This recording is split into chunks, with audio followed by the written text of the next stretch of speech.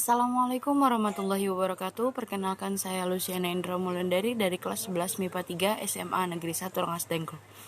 Baik, di sini saya akan menjelaskan sedikit tentang pembentukan spermatogenesis dan oogenesis serta proses terjadinya menstruasi. Spermatogenesis adalah proses pembentukan sel sperma atau spermatozoa. Spermatogenesis ini terjadi pada reproduksi laki-laki.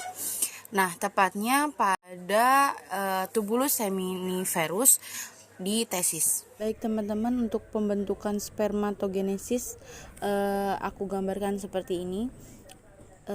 Ini adalah spermatogenium, lalu mengalami proses mitosis menjadi spermatosit premier. Selanjutnya mengalami proses pembelahan meiosis 1 menghasilkan 2 spermatosit sekunder.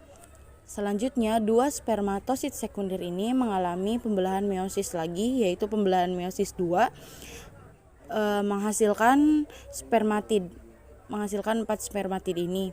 Lalu spermatid akan berubah menjadi spermatozoa atau sel sperma.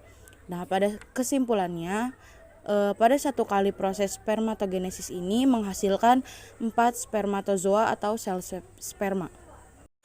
Selanjutnya, oogenesis adalah proses pembentukan sel telur atau ovum. Oogenesis terjadi pada organ reproduksi perempuan, tepatnya pada ovarium. Nah, untuk proses pembentukan oogenesis atau proses terjadinya oogenesis sendiri, aku gambarkan lagi ya seperti ini. Ini yang pertama adalah oogonium, mengalami perubahan mitosis menjadi oosit premier. Nah, oosit premier ini mengalami pembelahan meiosis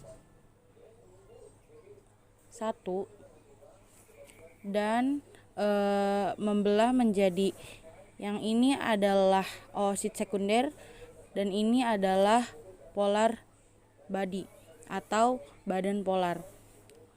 Nah, setelah itu badan polar akan membelah 2 pada pembelahan meiosis 2 menjadi 2 badan polar, dan satu lagi ini adalah oosit sekunder akan membelah 2 menjadi, yang satu menjadi badan polar, satu lagi menjadi ootid.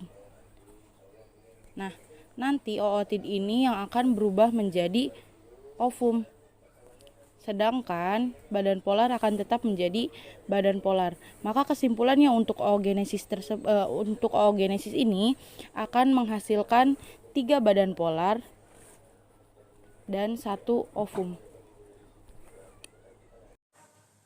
Selanjutnya, fase menstruasi. Ini terjadi ketika tidak terjadinya pembuahan pada sel telur oleh sel sperma.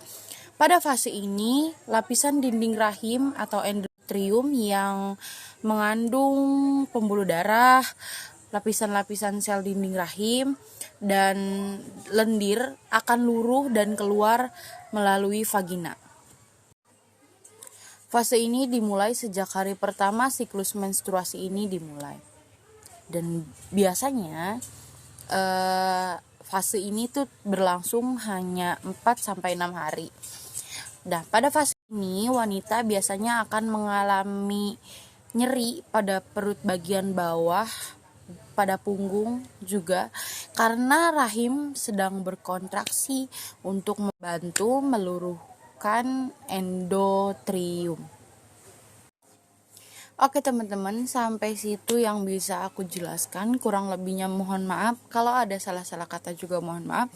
Terima kasih. Wassalamualaikum warahmatullahi wabarakatuh.